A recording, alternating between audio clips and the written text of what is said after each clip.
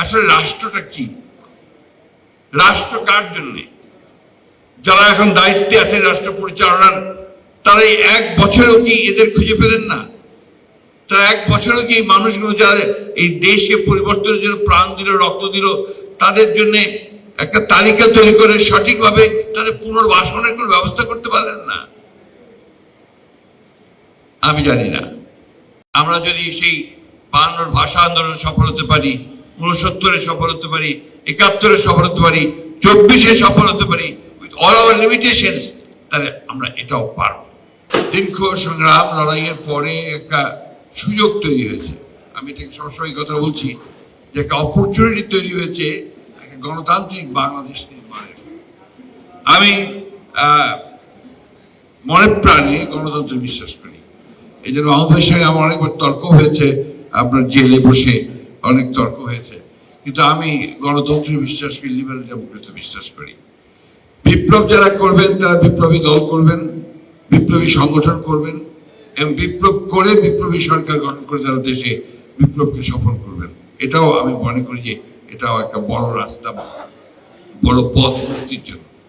আর আমরা যারা লিবারেল ডেমোক্রেসিতে বিশ্বাস করি, আমরা বিশ্বাস করি যে আমরা জনগণের সমর্থন নিয়ে সরকারে যাব, অর্থাৎ নির্বাচনের মধ্য দিয়ে সরকারে যাব, কাজগুলো করার চেষ্টা করবো যে কাজগুলো আমরা কমিট করেছি জনগণের কাছে, তারপরে আবার জনগণের কাছে ফিরে যাব। যদি তারা আমাকে আবার গ্রহণ করেন আমি আসবো, না হলে আসবো না। এই লিবারেল ডেমোক্রেসি শক্তি আমরা বিশ্বাস করি। আমরা বিশ্বাস করি যে সকল মতামতকে প্রকাশ করার সুযোগ দিতে হবে।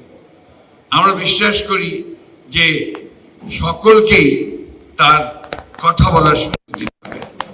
আমরা বিশ্বাস করি যে একজন সাধারণ যে কোনো মানুষের ন্যায্য বিচার পাওয়ার অধিকার রয়েছে এবং তার সমাজে তার মর্যাদা প্রতিষ্ঠিত হওয়ার সুযোগ রয়েছে। কিন্তু সেটা হয় না, কারণ আমাদের বিশেষ করে আমাদের বাংলাদেশে শুধু আজকে নয়, সারা বিশ্বেই বোধহয় এই প্রবণতা দেখা দিয়েছে যে লিবারেল ডেমোক্রেসিকে এখন নিচে নেমে যেতে হচ্ছে, একটু পরাজিত হতে হচ্ছে আপনার পপুলারিজমের কাছে, এবং অ্যাট দি সেম টাইম আপনার কিছুটা আপনার অথরিটেরিয়ান রেজিমগুলোর কাছে। এটা বাস্তবতা। এখন এটা কেন হচ্ছে, কেন যেটা গবেষকরা বিশ্লেষণ করবেন। রাজনীতিবিদ হিসেবে আমার কাছে মনে হয় যে প্রযুক্তির পরিবর্তনের সঙ্গে সঙ্গে, টেকনোলজির পরিবর্তনের সঙ্গে সঙ্গে আপনার বোধহয় মানুষের মন মানসিকতা সবকিছু আস্তে আস্তে বদলায়। সে বদলানোর ফলে এমন একটা সময় আসে যখন দেখা যায় যে তখন যে রাজনৈতিক কাঠামো আছে সেই কাঠামোটা পরিবর্তন ছাড়া ওই রাষ্ট্রকে ধরে রাখা কঠিন হয়। আমি কিছুদিন আগে চীনে গিয়েছিলাম। আপনারা সবাই দেখেছেন, প্রথম থেকে রিপোর্টও করেছেন, অনেক একটা বড় দল নিয়ে গিয়েছিলাম আমাদের বিএনপির শীর্ষ নেতৃত্বদের নিয়ে। আমি চীনে অনেকবার গেছি, যতবার চীনে যাই দেখি চীনের ভিন্ন চেহারা, অর্থাৎ চীন প্রতিদিন বদলাচ্ছে। তাদের সিস্টেমটা তো ভিন্ন, আমাদের সিস্টেম ভিন্ন।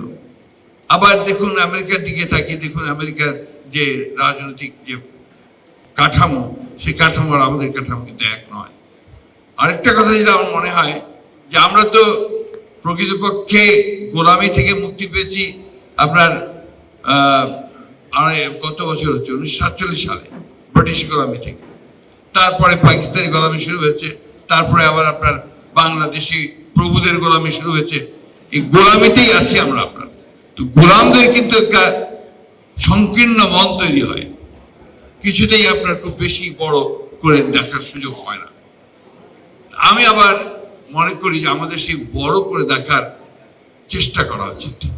আমাদেরকে সেই চেষ্টা করা উচিত যে আমরা একটা মুক্ত সমাজ চাই, আমরা একটা মুক্ত রাষ্ট্র নির্মাণ করতে চাই, আমরা একটা মানুষের মধ্যে মানুষের একটা ভালোবাসা তৈরি করতে চাই। আজকে যে কথাগুলো আমার বোন এখানে বলে গেলেন, একই ঘটনা গতকাল আমি আশুলিয়াতে গিয়েছিলাম। আশুলিয়াতে যে 5 জনকে হত্যা করার পরে একজন জীবিত ছিল, তারপরে পুড়িয়ে মেরে ফেলা হয়, সেইটাকে স্মরণ করে আমরা সেখানে একটা বোধহয় আমাদের পার্টির তরফ থেকে একটা সভা ছিল, গিয়েছিল।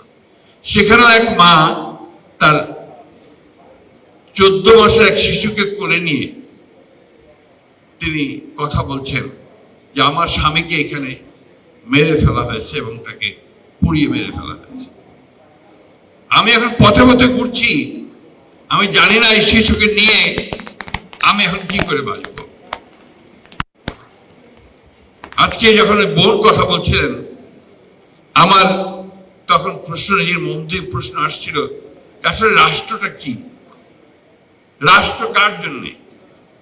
যারা এখন দায়িত্বে আছে রাষ্ট্র পরিচালনার, তারা এই 1 বছরেও কি এদের খুঁজে পেলেন না? তারা 1 বছরেও কি মানুষগুলো যারা এই দেশে পরিবর্তনের জন্য প্রাণ দিল, রক্ত দিল, তাদের জন্য একটা তালিকা তৈরি করে সঠিকভাবে তাদের পুনর্বাসনের কোনো ব্যবস্থা করতে পারলেন না? আমি জানি না। এখন কিছু বললেই আমার 2জন বন্ধু বান্ধব আছেন সরকারের মধ্যে, তারা আমাকে বলেন যে তোমরা তো সবসময় আমাদেরকে আক্রমণ করছো। আর আক্রমণ কখন করা হয়? আক্রমণ তখনই করা হয় যখন ব্যর্থ হও।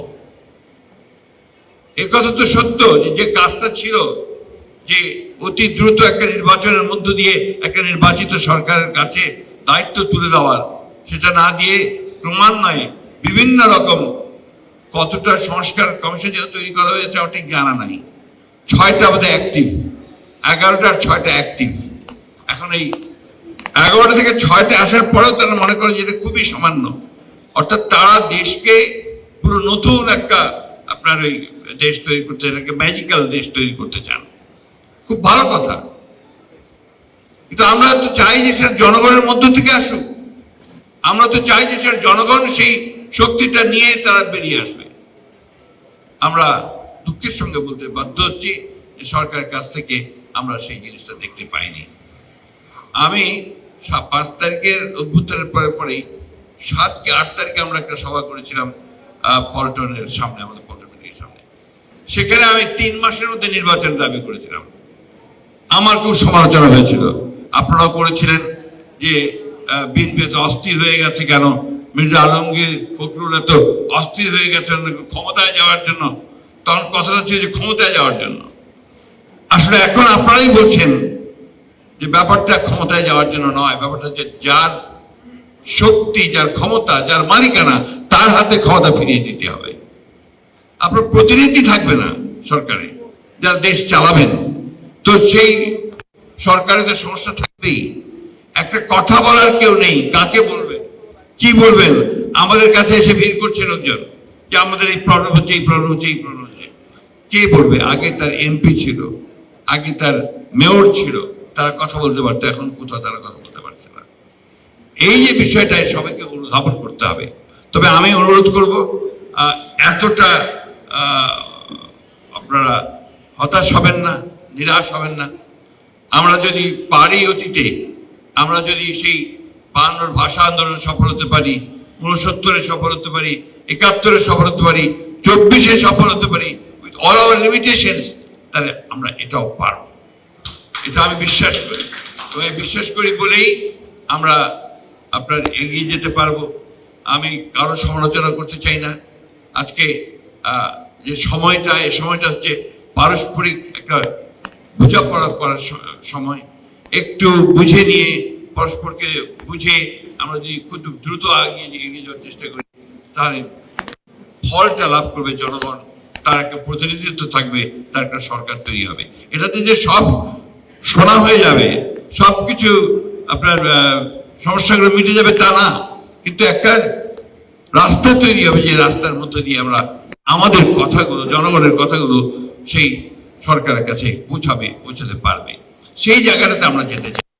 এবং আমার বিশ্বাস যে এত সমস্যার পরেও আমরা দেখলাম যে 12টা মৌলিক বিষয়ে আপনার একটা ঐকমত্যে এসছে। বাকিগুলো ঐকমত্যে যাওয়ার চেষ্টা হচ্ছে, প্রতিদিন বৈঠক হচ্ছে কয়েক ঘন্টা ধরে। অনেকগুলো বিষয় আছে যেগুলো আমরাও ঠিক বুঝি না, যে তারা যেগুলো করতে চান।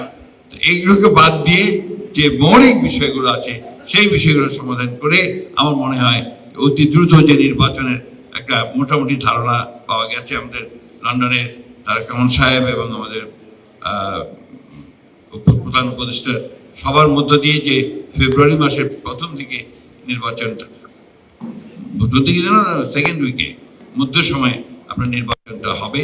আমার মনে হয় যে সেটা হলেই বোধহয় অনেক সমস্যা, অনেক আপনার আমাদের দ্বিধা, সেই দ্বিধা কাটিয়ে আমরা একটা জায়গায় পৌঁছতে পারবো।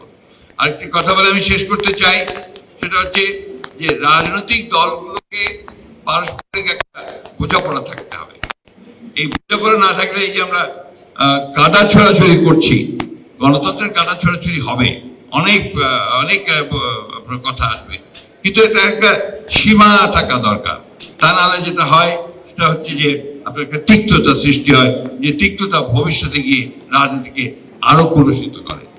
আসুন আমরা আজকের যে উদ্যোগ প্রেস ক্লাবের, আমি সেটাকে স্বাগত জানাই এবং আমি আপনাদেরকে ধন্যবাদ এই জন্য জানাতে চাই যে তারা আবার একটা সুযোগ করে দিয়েছেন আপনাদের মাঝে আসার জন্য। যদিও এই প্রেস ক্লাবে আমার অভিজ্ঞতা জানতে চেয়েছিলেন আমাদের প্রেস ক্লাব প্রেসিডেন্ট, এই অভিজ্ঞতা আমি আর বর্ণনা করতে চাই না, এটা আমার জন্য খুব সুখের নয়, আনন্দের নয়। তবে এটাকে আমি ওই স্বাভাবিক মনে করেছি যখন গেটের বাইরে যাওয়ার সঙ্গে সঙ্গে আপনার এই লোহার বড় হাতুড়ি দিয়ে গাড়িটাকে পেটানো শুরু হলো। আমার তখন এই মুহূর্তে যে আর বোধহয় জীবন্ত অবস্থায় ফিরে যেতে পারবো না। যাই হোক, ফিরে আছি, আপনাদের সামনে দাঁড়িয়ে কথা বলছি।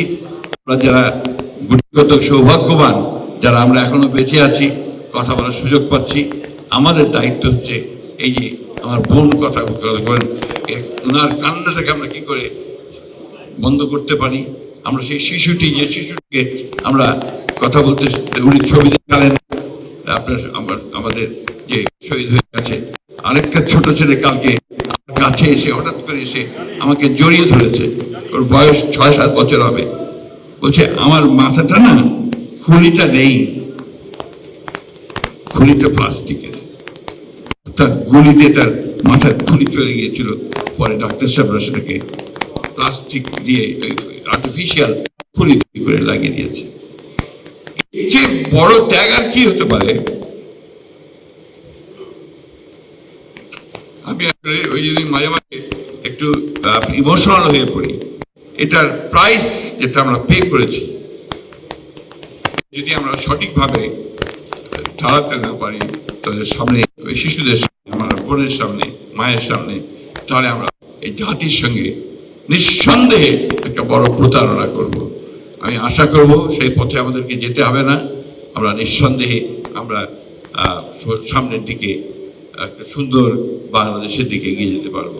এই আশা নিয়ে আপনাদেরকে আবার ধন্যবাদ জানিয়ে বক্তব্য শেষ করছি।